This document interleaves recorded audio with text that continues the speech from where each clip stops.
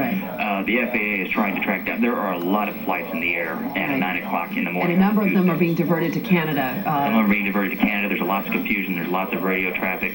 Just because some flights are unaccounted for does not necessarily mean they're hijacked and on their way as a makeshift ballistic missile. Good point to be made. Neil, thanks. Stand by if we can ask you to do that. We've got Michelle Carusa Cabrera, who's also joining us. Fucking smoke still billowing. What's closed, kind of help us out with that as well. Yeah, the SEC has said that all trading will not occur today in the United States. That came out a little bit before 11 o'clock. There had been some confusion earlier when we weren't quite sure the extent of the situation, what was going to happen. The NASDAQ had said that it would reopen at 10:30. Are narrow, and there's a lot of sharp turns in and out of the financial district, so it's difficult to get people out of there in a quick and orderly fashion. Of course, the subways that do go down there were shut down.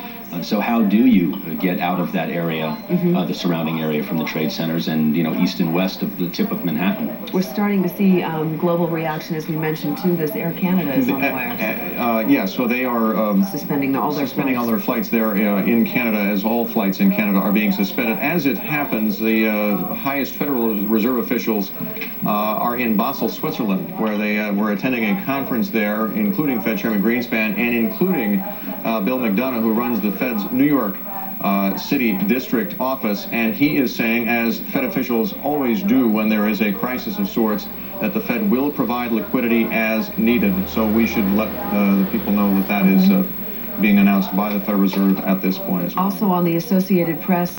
Absolutely. Out of Cleveland. Scott? Well, we were talking earlier. There was some misinformation. First, American Airlines had reported that these two planes were carrying a total of 156 passengers. Then it was reported that there was a total of 164. We're going back to 156, and that's directly from American Airlines officials. Just wanted to clarify that and make sure we had the right number there. That will probably be the norm for the day, where we get bits and pieces of information, some of which will be accurate and some won't. Over to the other. There was a phalanx of firemen, I would say probably about 50 firemen, moving deliberately into this black cloud of smoke. They disappeared completely into it. Then about 5 minutes ago, there was quite a bit of activity as a number of police officers started moving back individuals as well as firemen who were with their fire trucks away. So they're with debris on top of them. Some of them had broken windshields. There was a police car that came by that looked like the top had been almost completely stove in. And that's one of the most disconcerting aspects this morning has been on this avenue that has been opened up, Church Street. There's just been a trickling of emergency vehicles coming out of that scene and towards the hospitals. I'm not sure how much they've been trapped down in that area or whether they moved away and are going to some of the other area hospitals that don't come by here.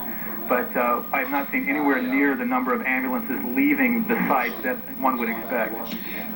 This billowing cloud of dust and debris, chaos of the moment, and then from then on, from the time that the first tower collapsed, there was just the street here, Church Street, was just full of people covered in dust, holding their handkerchiefs or papers over their mouths to try to breathe, moving northward away from this area.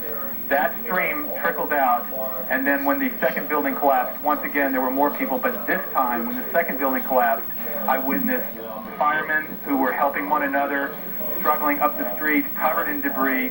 There was a police officer who was being carried by two other police officers trying to get out of that area. So there was obviously a lot of collateral damage with the people around that area, base of it. But for them to have gotten to my point that quickly, they would have been injured probably two and a half blocks away from where the towers fell. Don, thanks very much. Don't go away because you've helped us appreciate at ground level what, as I said before, seems almost surrealistic when you look at it on television.